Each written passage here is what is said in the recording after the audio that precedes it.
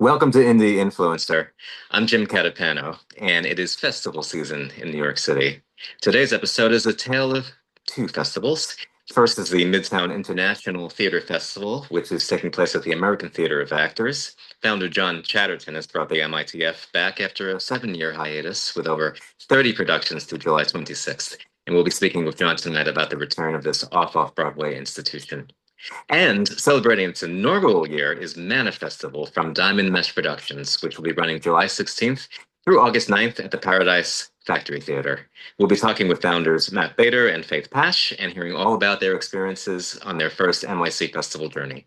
Hello, Faith. How are you doing? Great. It's great to meet you. Great to meet you too. Matt should be hopping on in just a second. Fantastic. And hopefully we'll have John soon. Perfect. Happy festival season.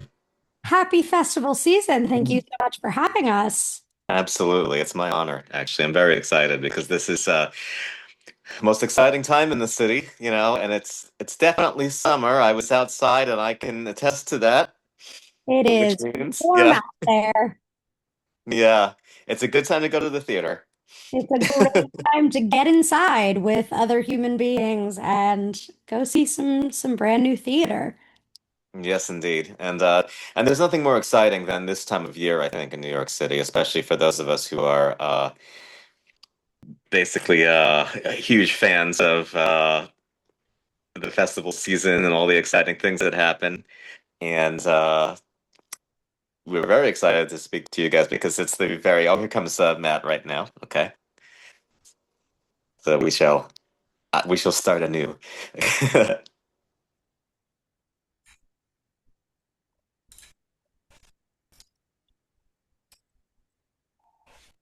Hello, Matt. How you doing? Hi, I'm well, Jim. Thank you. Good. Welcome to Indie Influencer. Good to be here. Terrific. It's great to have you. Happy summer, happy festival season. Yeah, well, it's quite a hot summer at this point.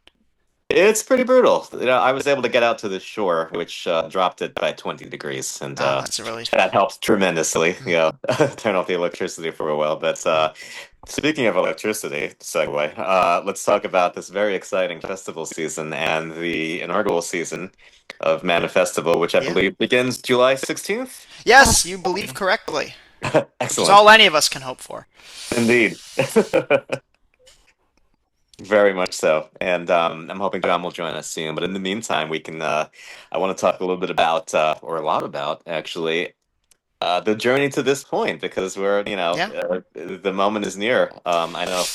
Yeah. And I'm sure it's been a very intense, very exciting, interesting journey on the way to this. We're, let's see, 14 days away from the beginning. Yes. It has also been, it's been exciting, it's been intense, it has also been filled with an overwhelming amount of mundanity at times of just, T's that need to get crossed, I's that need to get dotted, such is the life of a producer, I suppose. But I jest, obviously. The project as a whole has been very exciting. It's been worth, it's the thing I get up for every morning, and it's been worth getting up for. It's a lot of fun. Oh, absolutely. Yeah. Let's go back to when you decided we need another festival. And yes. There was which we definitely do. You can't have enough of them because it is such a great way to hear new voices, and a great springboard for for new works out there. So take us back to the moment when you both said, "Hey, yeah, let's do this." Yeah. So, why this festival? Why now? So I've had a question that's been tumbling around in my head for more or less the past decade. It took me a while to find the right words to formulate this question, but the thoughts had been there, and the question really was, why do we feel alone? In this hyper-connected digital age where anyone you could possibly want to talk to is, a click away, seconds away, on a device that sits in your pocket, okay? We have access to everyone and everything, so why do we feel alone? And I realize that part of why that question has been tumbling over and over again in my head, over this 10-year period specifically is, so about 10 years ago, a little bit more, the age of the smartphone really begins in 2012, okay? But, 2012 to 2016, when Snapchat, Instagram, Twitter, as it was then called. And what else? Twitter, Snapchat, Instagram, and Facebook had been around, but those were the big four. That was when social media really started to take over, and it was the place where your friends were. It was where you wanted to. It was the place to be, and I use that deliberately. Place, to think of it as these algorithms as a setting, as a place that you can be. Right.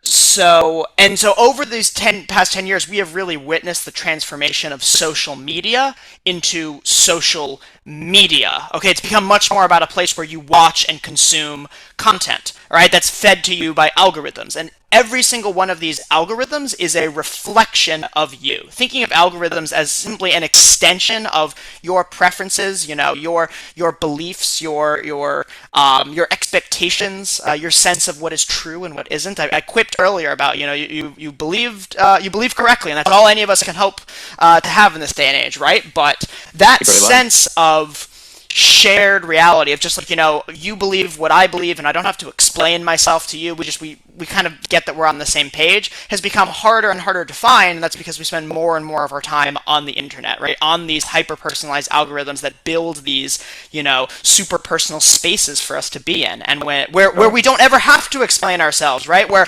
everyone, right, every single person commenting is, right, the algorithm is pushing all the comments that that it knows you want to see, that it knows you're going to respond to.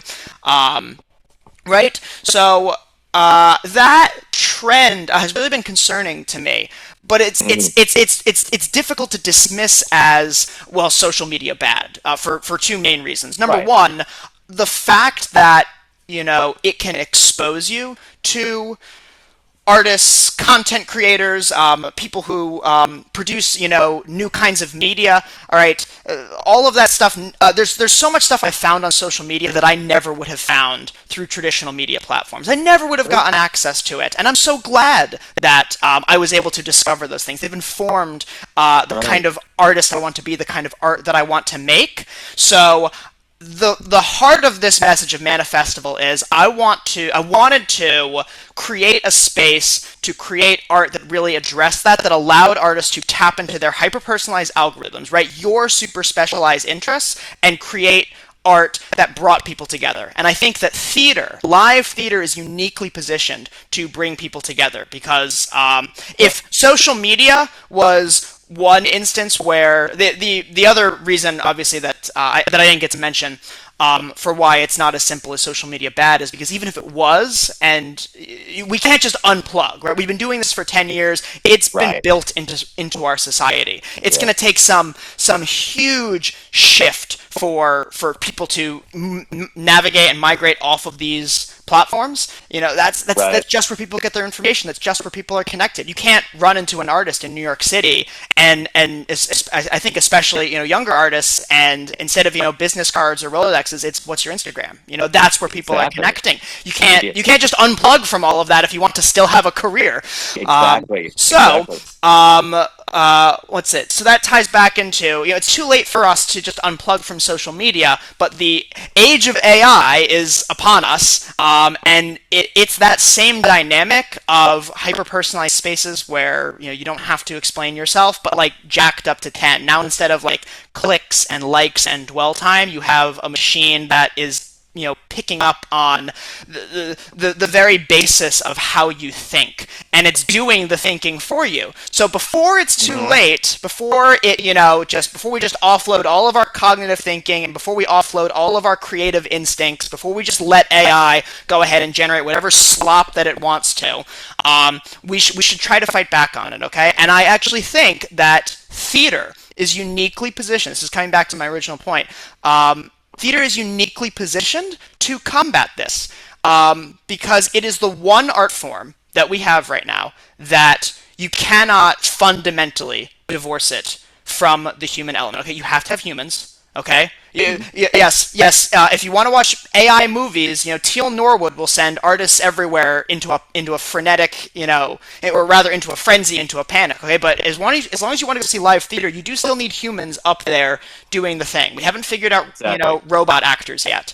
So you Right. need And robot humans. audiences. Yeah. You need it. You have to go to a communal space. You have to actually get out of your room, right? You can go to a cinema and watch movies. You can go to a museum and look at paintings. You can go to a concert to listen to music, but you don't have to do those things. You can listen to music or look at paintings or watch movies and TV from the comfort of your couch with your phone or your TV in front of you.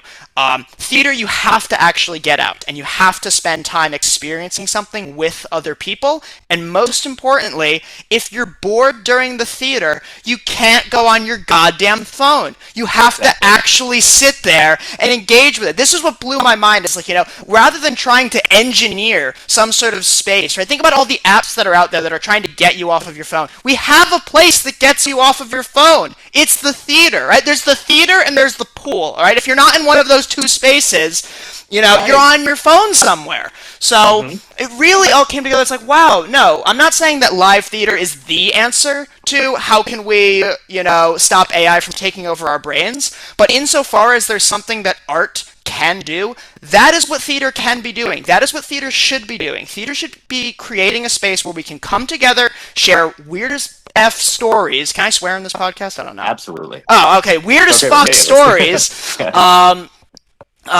Right, for purpose, stuff that we can really sit with and think over, stuff that's going to simultaneously, like I want to create a giant space where we come together and we watch a bunch of art that goes, I'd like to see AI do that. That's that. If you want ManiFestival in a nutshell, it's a bunch of shows where we sit together, we ponder, and we watch a bunch of art that goes, I'd like to see AI do that. I'd like to see AI do that. That is why ManiFestival, that is why this, that is why now. I love it. And it's exactly where we are right now in this moment in July 2026 is we have to support more than ever the human experience. The human And experience, yes. there's nothing greater, there's no greater weapon, to not the best word for it, but it's like it's a tool. Or maybe. tool, yeah. That's Yeah. There's we Live have theater. this built-in tool that I think is being underutilized, and this is no shot at commercial theater, obviously. Okay, I get it. Doing anything in the city is expensive. Especially doing theater, right? It's hard to, the arts are criminally underfunded, especially on the federal stage, right? In this day and age. So I understand wanting to put theater out there that's going to attract tourists, that's going to generate a buck so that they can keep doing this thing, but it's not often the kind of theater that you really have to sit there and contemplate. It's the kind of art that, quite frankly, AI can make stuff that's close enough to that. The kind of formulaic stories that have been done 1,000 times, but it'll get people to just sort of show up and take their hats off and just passively listen to it.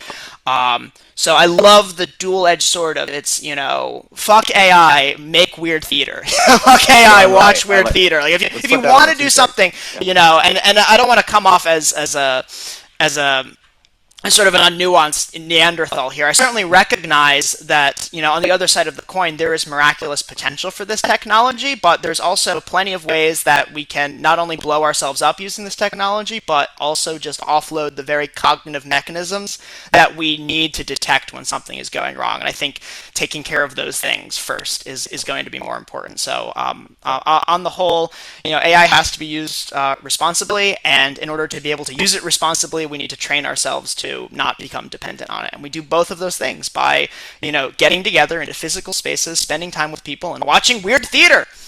Mm-hmm. All right. The weirder, the better. The weirder, yeah. The stranger, the better. Now, at the risk of monopolizing this conversation, or I suppose rather to prevent the risk of monopolizing this conversation, I would like to pass the baton to my lovely partner, Faith Pasch, if she would have anything that she'd like to add for why she thinks ManiFestival, why here, or why now. Because none of this, as much as I like to get up on my stand and talk about my big ideas, the meat and potatoes, the guts of this operation is very much a Faith Pasch specialty. She is my anchor.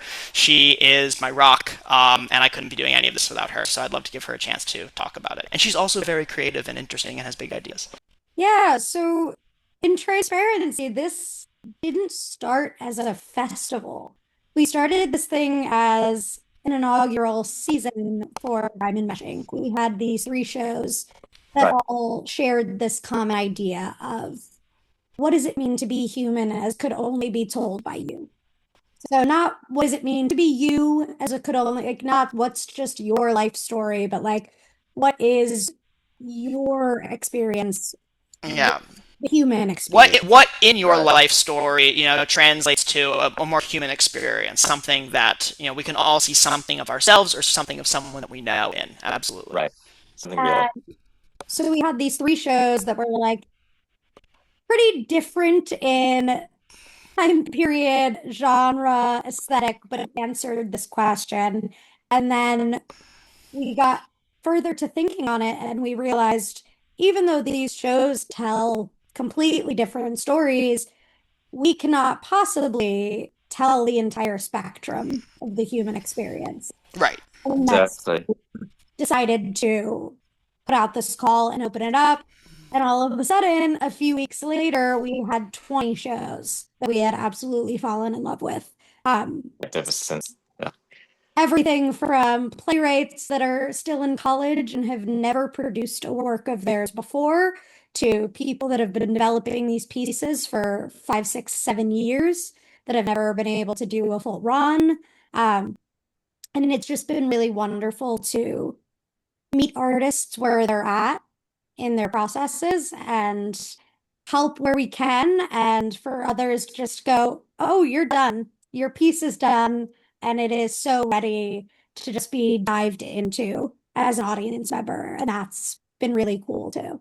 That's got to be a remarkable feeling. And before you continue, I just want to introduce John. Thank you, John, for joining us. It's good to see you. It's good to meet you. Can you We hear us had okay? problems, but we're here. Mhm. Yeah, I know you all have met before and crossed Yeah. paths as you continued your journeys into the festival circuit. And now, for our viewers and listeners, John, of course, is the founder of the MITF, which is coming back after a 7-year hiatus. It was founded in 2000. Woo! So welcome back, John, and welcome back the Midtown International Theatre Festival. And I'd love to hear as we go on about your relative experiences and as John, as a veteran who has been doing this since 2000, and has become iconic in our community. And I'm very honored to speak with all three of you because somebody who has uh, done many of these and your team who is doing their very first. I think it's just a wonderful opportunity to get the word out to our viewers and to also swap stories about your experiences with these, with the festival, especially this particular year. Um, so, Faith, I'll let you pick up from where we were. Yeah, it was just a really incredible experience kind of curating the lineup. We wanted to, yes, Matt, do you, No, no, it was. Go ahead. You keep talking. um, Were yeah, you looking for like things, or was it just was it a question of okay, what's the best quality? Who has the best background? Who seems the most able to put on a good show in a short amount of time? Or was there anything thematic? I guess there's a lot of different factors that go into Yeah. it. a little bit of all of that. So we definitely wanted to make sure first and foremost that the pieces aligned with the theme. That was the most important thing to us. So Yeah. we did on the submission, we had them fill out a blurb about why they thought their piece resonated with this theme of why do we feel alone and what does it mean to be human in the age of AI. And then from there, we read every single script that came in. I think we had about 75 scripts coming in over the course of the like 3 weeks that submissions were open. Uh, Incredible. and we read every single one. And then We did. Oh Lord, did we read every single script? late into the evening, every single day for a few weeks. And then from there, we did some research on the playwrights, and then we set up interviews with the ones that we felt the plays aligned to our festival message. Um, And deeply, we wanted to know what excited the playwrights about being part of a festival as opposed to just doing a run of their show. We wanted to make sure we also pulled artists that specifically were excited about the community of getting to meet other playwrights, going and seeing new works like alongside their own works, but having everything from musicals to cabarets to one-person shows to five-person plays, everything under 75 minutes that can be done with a table and four chairs and nothing more than that. Nothing And more that they couldn't supply themselves. Right. um, Yeah, something that could be mounted quickly. Yeah. There Yeah. was Faith, if I may step in, I would say for all the scripts that we had to read, we did have an internal set of criteria. Some of it was our artistic related and thematic related. Some of it was logistic and practically related. But so that were like non-starters. If we encountered this, we just went X. We're not doing this. We wish it the best. We hope it finds its home somewhere, but we've got to find what we're looking for. So that definitely did help thin things out. But there were still a lot of really good contenders. Some of which were tough to turn away. But that really so I'm an artistic multi-hyphenate, but probably the first hyphen, first I'd put it up there would be I'm a writer. So I do have a bit of a bias towards I love me a good script. And so I think when I was approaching it, like one of the first things I was like, is the script good?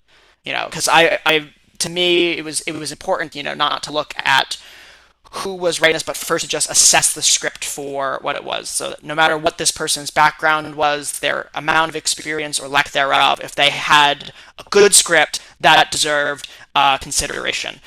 Which is, I think, why we ended up with a considerable number of quite young playwrights and theatrical producers, people who I think really just they had grown up, they had lived sort of the experience I was talking about earlier, and I think that they were already really tapping into what it was that we were looking for.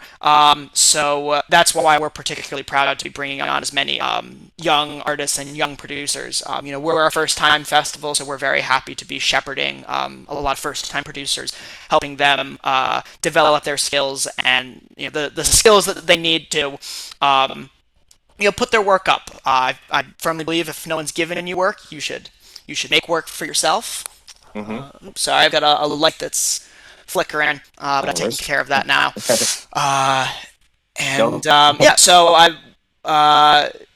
you know what? I forget what I was saying, but I got the heart of my message across, so I'll stop there. You did indeed. Yeah. I want to bring John into the discussion. John, again, it's an honor to have you with us. And it's the welcome return of the Midtown International Theatre Festival, and which began in 2000 as sort of a Midtown answer to the Fringe Festival, and ran for 17 years before a 7-year hiatus, and now we're very glad to have it back, and it's in the middle of its run with the productions taking place at the American Theatre Factors. I've seen a few. John, can you talk us through what it was like to come back after 7 years away? Well, I was living in Wisconsin, and I love my cats, and I love the countryside, but I was getting bored, and I thought it would be fun to dust off the MITF, and I found a few old collaborators willing to give it a whirl, notably Jay Michael, doing press publicity and marketing. So we just got the word out there, and it happened. Of course, Deborah Grinberg, my former literary manager, was notable in promoting it. We started a year ago in March, I think, and pushed for months and months and didn't get a lot of visibility. And then it started to happen, largely through, I think, Facebook and other social media. We don't have a theme. except it should tickle our fancy. And I'm pretty eclectic myself, and I'm not apolitical, but I don't take that to work.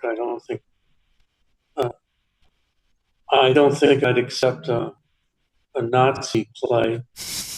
Understood. Yeah. I don't know.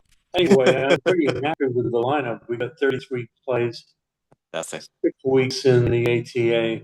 We've done 2 weeks already, 2.5, and the end of next week we started in a small theater, moved up to the middle theater, and the last 2 weeks will be in the big theater. And they're looking to be pretty big in terms of box office. Excellent. Yeah, I'm great. I'm very happy to hear that. I'm very happy to see more. I've seen a few of the productions so far, and it's like it's wonderful to have you back. Were there any particular differences or challenges about in comparison to when you had previously run the festival to coming back this year? Was there anything that you perceived as different in terms of the any obstacles or the kind of material or the types of productions you were getting, the types of works you were reading? No, we had to ferret out people we didn't think were capable or serious, but that's always the case, and you never really know until you see a show. Right. Um, Working remotely was tough, Right. um, and but now I'm here. I got nothing to do, so except my job is to steer the enterprise and make sure that we make ends meet. So that's always tough. Right. And stay out of the forbidden zone. I think that's what it was called, right? That's Star Trek. Yeah. Um, was there anything that surprised you in terms of when you first read the script to how it was received? Anything that sort of transformed from script to stage that you could tell us about? We got a lot of solo shows, Mm, um, which generally don't sell tickets. right. Yeah. A couple of solo shows that are selling tickets. One is called Picking Up Stones. It's about the October the 7th massacres and Yeah. following on in Israel and Palestine. It's very powerful and almost, I would say, non judgmental. That is, Right. it tries to see not both sides, but to not seek only one side. And the other one is called, and this one's true, and it's about a 92-year-old woman's last moments as she reviews her whole life. And boy, she is really good. Had some visuals, projections, but not much. She mainly carries the whole show um, Sounds like a from powerhouse. from 1912 to 2000 something. That's incredible. Yeah, it was a remarkable piece of acting and directing. So those are two that really stand out. Um, but coming up, we have Monarch, as in Monarch Butterfly, the Mexican American musical, and that's going to be the hit of the festival. And there's another one called Cool at Camp. It's a summer camp musical, and that's going to do pretty well. So I'm looking forward to the last couple of weeks. I hope It's to blow the doors off. Well, sounds fantastic. It's like a very eclectic, very varied types of Sure. productions, which is wonderful. Very much looking forward and very excited. Matt and Faith, speaking of venues, I understand that you guys kind of struck gold with the one that's running the We ManiFestival. If you could tell us a little bit about that. sure did, Jim. We did, absolutely. Go ahead, Faith. We are working with Paradise Factory Theater in the Lower East Side of Manhattan. they just wrapped up a 10-year renovation. So we walked in and we were like, how is it possible that I haven't been to see a thing in this theater? And they were like, because we literally just finished a 10-year renovation. The space is fantastic. They have an upper theater and a lower theater. ManiFestival will be occupying the lower theater. So it's a 45-seat black box, which we have set up in Thrust. But they are such a cool place. They've been so flexible with us and like Ownership has been fantastic. What's it? Faith had alluded to like the vision very much was evolving. We originally came to them, as scrappy young producers, fresh off of Edinburgh Fringe, which was our first, where we put on our first show, our first production, and we had mentioned that we wanted to bring that show back and add a couple more for 3 shows, and that was the original sort of concept we were brought on into. And they had mentioned to us that, oh yeah, like when you when you sign a contract with us, you get key to the space and you get access to it. If you want to, they had mentioned to us that some people would have like table readings. They didn't invite friends with like scripts of theirs to do like table readings during the day when the shows weren't going on. And we were like, you can do that. Do that? And they're like, yeah, sure, go for it. And that was how the 3-headed Hydra evolved into a 20-headed Hydra. And they were, I think, a little taken aback at first when we had come back and said, whoa, this is grown. But they've been nothing but supportive. They've been a fantastic resource. If anyone from the Comparative Factor team is listening right now, thank you so much for helping us make this big idea, this big dream possible. Wouldn't be able to happen without their fantastic work and their fantastic support. And it's also worth mentioning that theater as a whole is part of the Little Theater Row. It's right next to La Mama. It's right across from New York Theater Workshop. There's a real rich fringe theater tradition on that little strip of New York City, and so I think that Paradise Factory is an amazing venue. It's in an amazing part of town. It just needs something big and fresh and cool happening there, and that's what we really hope to bring with ManiFestival.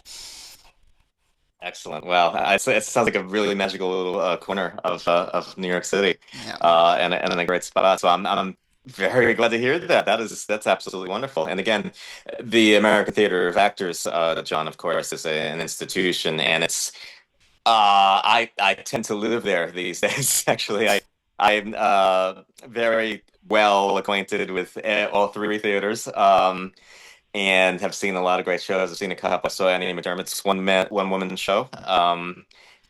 I hate to cut in. Do you have, because I think there are more theaters on that strip as well, and if I've forgotten any, I don't want to sound like I'm neglecting them or I don't care about them. But do you know, are there more that you can name? Because I'm pretty sure there's at least one more on that strip? Performance venue on that strip. Yeah. We don't have to tangent it into it too hard. I just want the record to reflect that if your venue is on that strip and I didn't mention it, fair enough. Apologies. Yeah. I'm not trying to be neglectful. But yeah. So just to add to the charm of the whole strip, it's there's a lot to do down there. Yeah, it's like a little mini theater row. Yeah. I wanted to ask all of you, John, as someone who has been in the circuit since 2000. I know the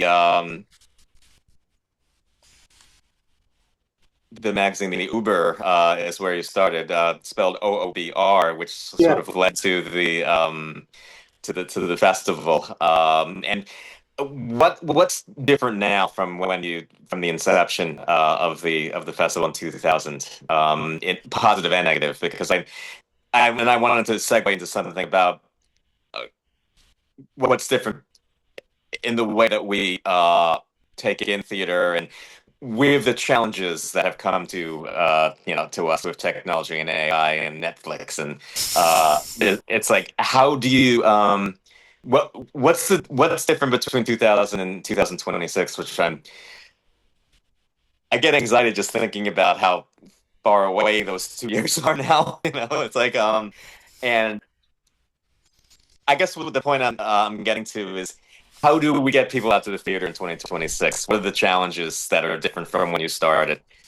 And how can we all help each other and get the word out to bring people back into the seats? Yeah. Well, social media didn't exactly exist back then, Right. and we have several people working on promoting the festival that way. Plus, we underscore that the ultimate job of bringing in people is the shows. That is, the principal audience has been and always was the friends and relatives of the people putting on the show. Right. I mean, maybe they're going to buy a full page ad in the Times, but I'm not going to pay for it. And it's Certainly not. better if they just email their nearest and dearest, say, hey, I'm in a show and I really like to see it. And if they do that, they will get an audience. Right. Do you find that So people that are hasn't changed. right? So that aspect of it hasn't changed, and there are more avenues to get the word out, which is the good Yeah, thing. And that's the sort of like the positive and negative of social media is that one, you can get the word out to so many more people, but that same tool that gets the word out is the one that is distracting people yeah, from going to the theater. they And get known. as someone who's been around that has been an actor and has been a musician and has done all these different things, stage management, everything, that's how do you get people in the seats? I mean, I'm constantly finding sometimes shows will do a live stream, and in a way that's nice, but at the same time, it's not putting people in the theater and having that shared experience. It's almost like a cop out to me. Although it's nice that it's there, it's sort of conceding to the laziness that's pervading our culture right now, and uh, people will say, "Oh, well, are you going to record your show? Can you send me a YouTube of it?" Because anything to not go and sit in that seat and pay for the tickets. So I feel, I mean, my question is how do we keep our artists from getting discouraged? How do we get them out there marketing and saying my show is worth seeing? Because I know people maybe can be humble to their disadvantage, and then Well, say, "Oh, if you want to come see it, it's just something I'm doing," you know. they get a share of the door. And if they don't sell any tickets, they don't get a share of the door. That fair? We have Yeah. various plans for that. If they are adventurers, they can buy into the door and for a fee and get a fixed percentage of gross. Otherwise, we take a chunk and then we split what's left over with them 50-50, Right. called Plans B and Plan A. So there's that. Um, I would say our grosses are less than, I used to count on 40% of an audience, 40% of a house being sold out. So, Mm, and lately we've been struggling to get there. yeah. It's been building over the 2.5 weeks that we've done it so far. And with 3.5 weeks to go, and with these killer shows coming into the column, the big theater, then I have hope that we'll get closer to my goal. But I can't guarantee it, and it'll change my analysis for next year. Right. So I don't know. I like the ATA. It's a rabbit warren of sorts with hallways. I haven't figured out how it works, but people seem to find it, and I like working with James and Jessica and the tradition. Um, so, um, and I think it's a place that people want to go see theater.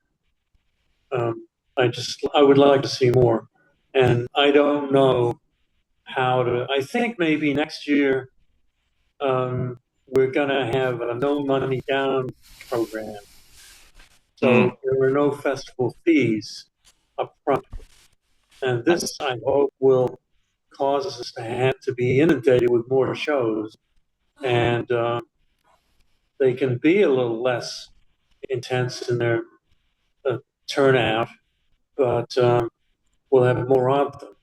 we had some empty spots this year. I see. So as a business, it's always a little shaky.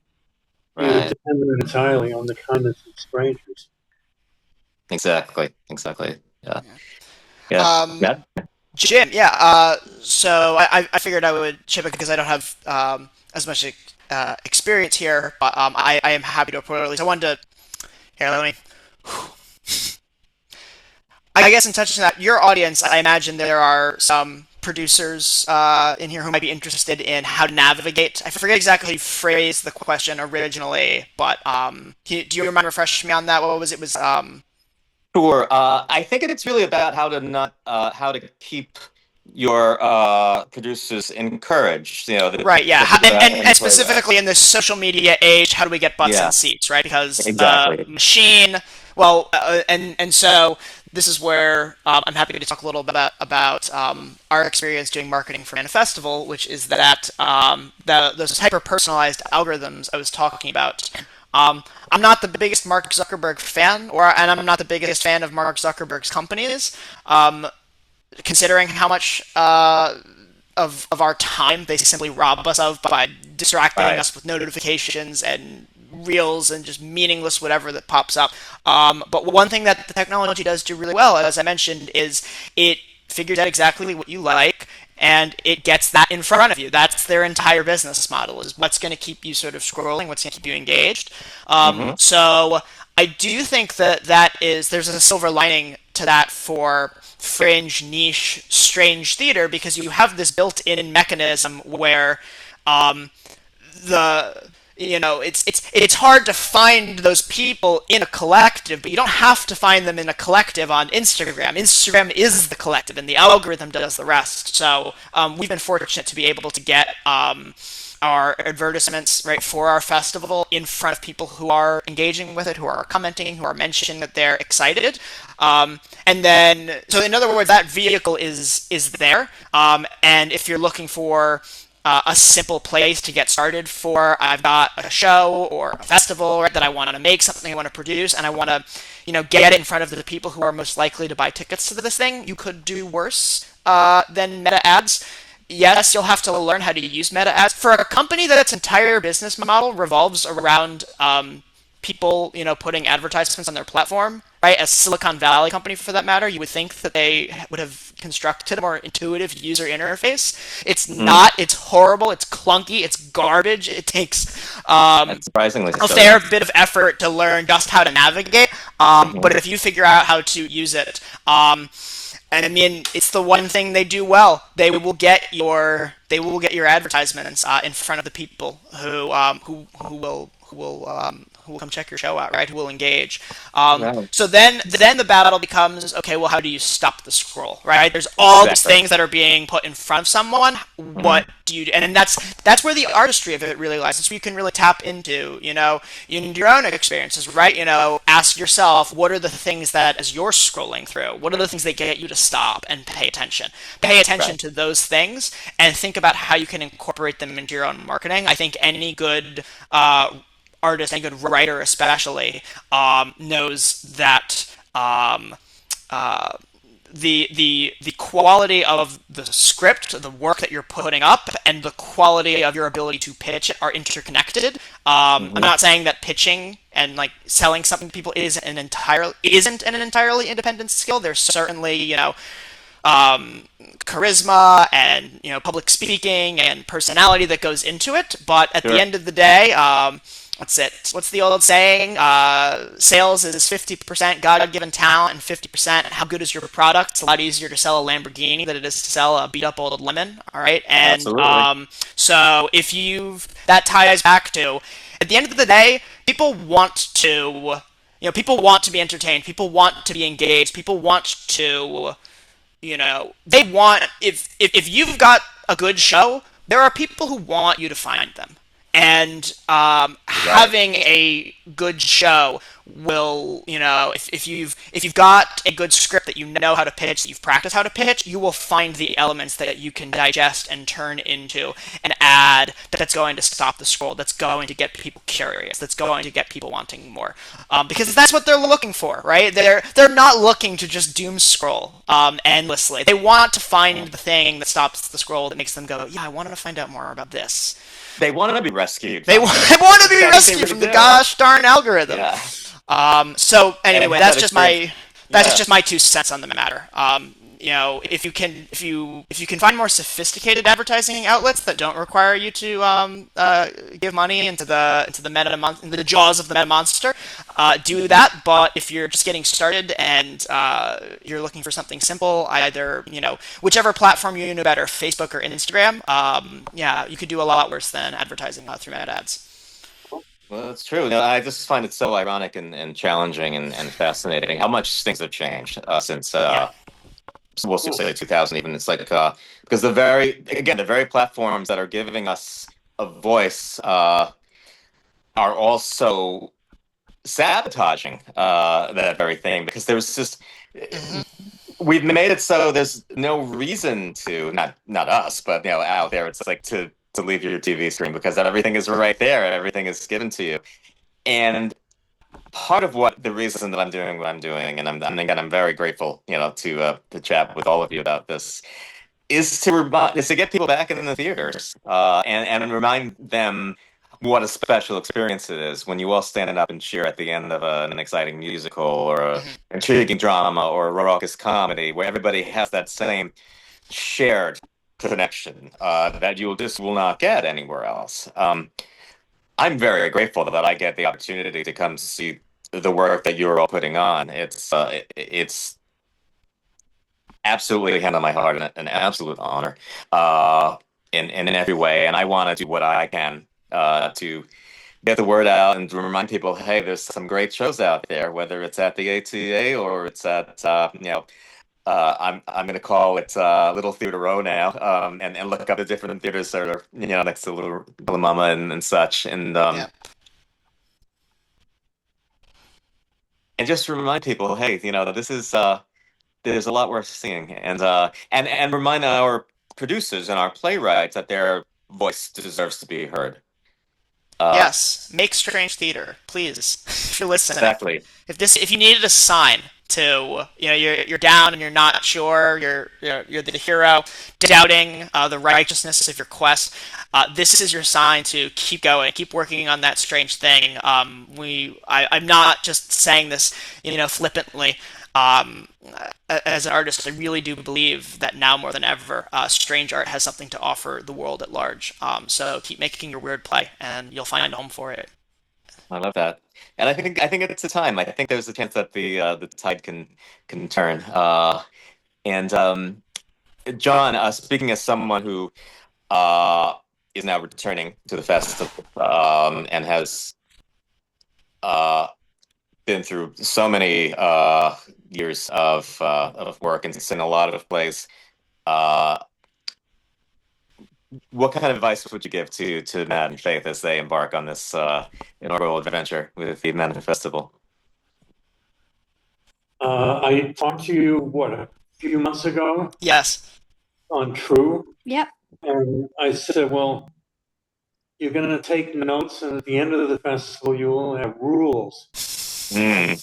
Probably on the route to that as it is. We've already got some. Yes, I do remember this advice, and we've already got some written down. Things that we'll definitely be correcting for the next year around.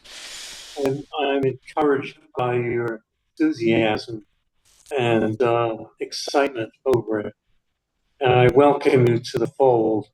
Thank you very much. That's an honor to hear. It's not about competition. About working together, or maybe a little friendly competition, but at the end of the day, we're all theater people. Yep. Exactly. And, there's 8 million people in New York City. There's a lot of people who we can woo to come back to the theater, and we should be wooing as many of them as possible. Art's job is to be the best version of itself, and we all want to help each other. Create the best art at the best. And let the festivals be the best. 3% of them go to the theater. Yeah. But we have to hang on to that 3%. We have to hang on. I agree that taping or filming live theater is a very different and difficult thing, and you can't do it with a cell phone or a small camera. It looks like crap, and I don't even attempt to do it. People will video their tech rehearsals, okay, but the results are not worth putting on YouTube, I don't think. Yeah, it's sort of stripping dimension from it. It's always disappointing. I remember having a cast party for a show that I was in, a sketch comedy show, which we were very pleased and proud of.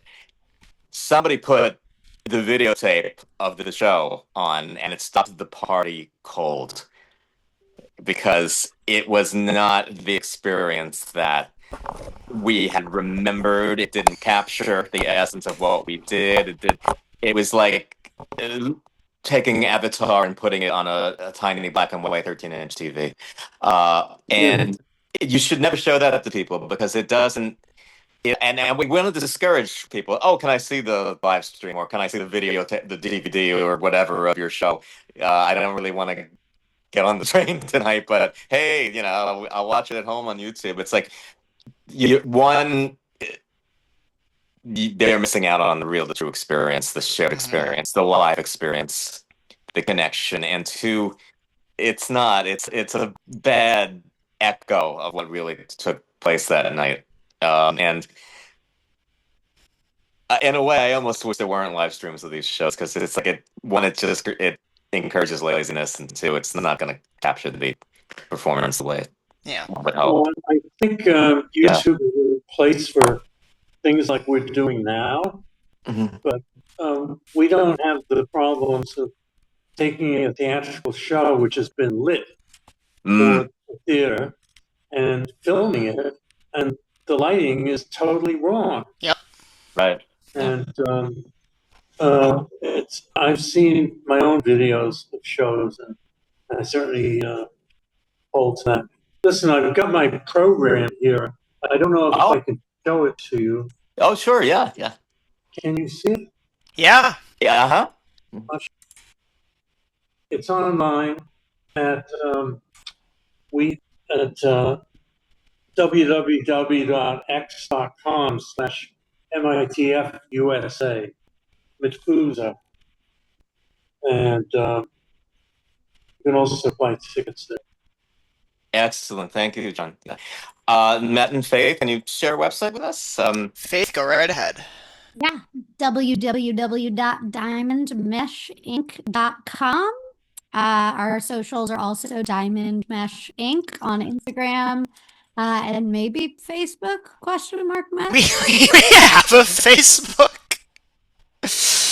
We do have a Facebook, yes. But if you're looking for updates, I would not rely on the Facebook page. I think we made it because we had to in order to be able to. We had to make a Facebook account for it in order to make an Instagram account for it, which is just where we put everything. Right. Yeah, that's how it works. Our website has the full lineup of shows, ticket links for everything, show calendar. Information on the team that's made the ManiFestival possible, which started as just Matt and myself, but has grown. Big thanks to everybody working on our team making this happen. Fantastic.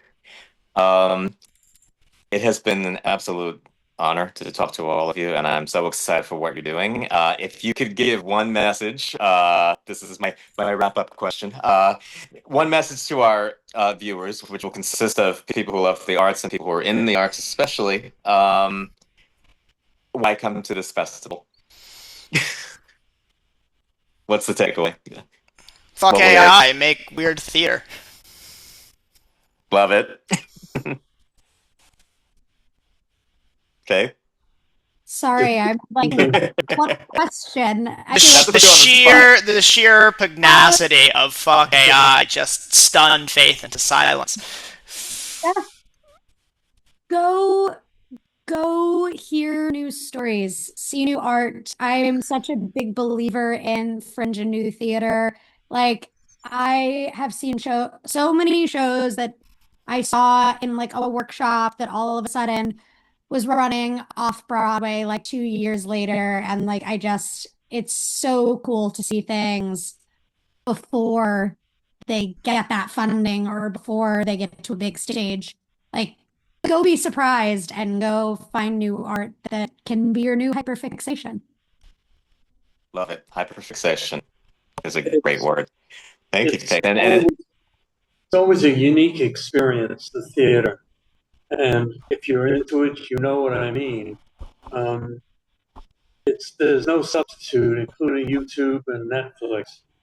So come on down, and you never know what you'll see. And as you say, you never know where it'll go.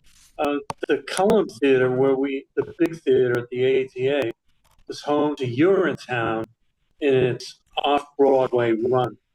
I It heard got that. picked up during intermission at the Fringe Incredible. and dragged by Dodger Productions up to the ATA, and then it was on Broadway.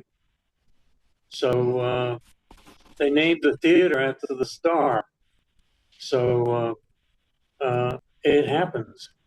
There's something so exciting about that, about being the person who saw Derek Jeter when he pinch ran before he became a star, you know? It's like being able, there's something about that. And not to be facetious about it, but you know what I mean? It's like to be there before, you know, uh, when Lady Gaga was just playing at the bitter end or something like that.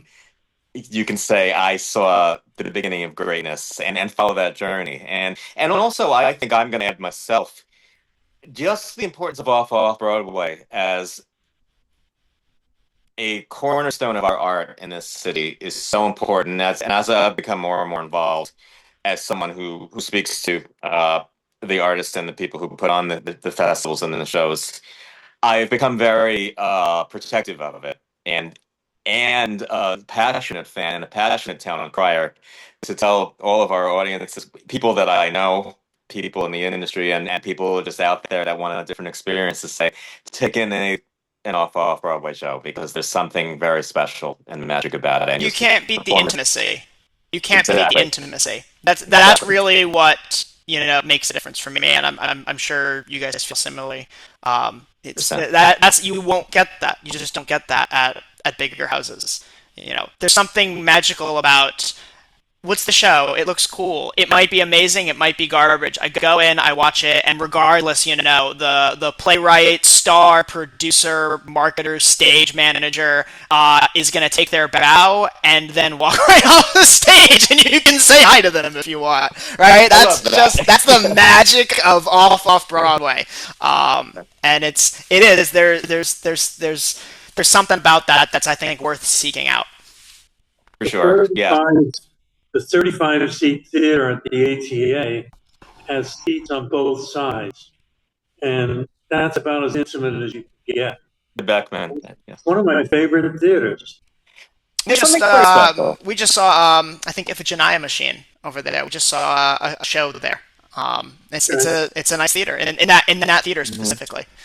Yeah.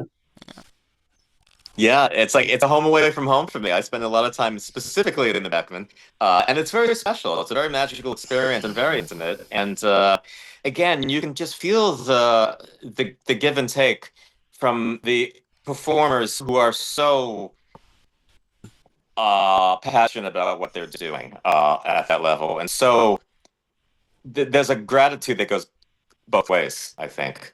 And I always leave with a little dopamine hit at the end of every performance that I see, because I've been on both sides of that. I've been an actor and I've been someone who's seen a lot, and I know, and so I know what's going on in their minds. I know how important it is, and I just love seeing the work unfold, and I love seeing the passion and the excitement of it and the rise and just the joy of performing is everything. So that's why I want to say thank you to all three of you for giving this opportunity, because festivals are so important, so crucial to the off-Broadway experience and to the continuing uh, production of them. So thank you to all three of you. Thank you for everything you're doing, and thank you for joining me tonight in the Influencer.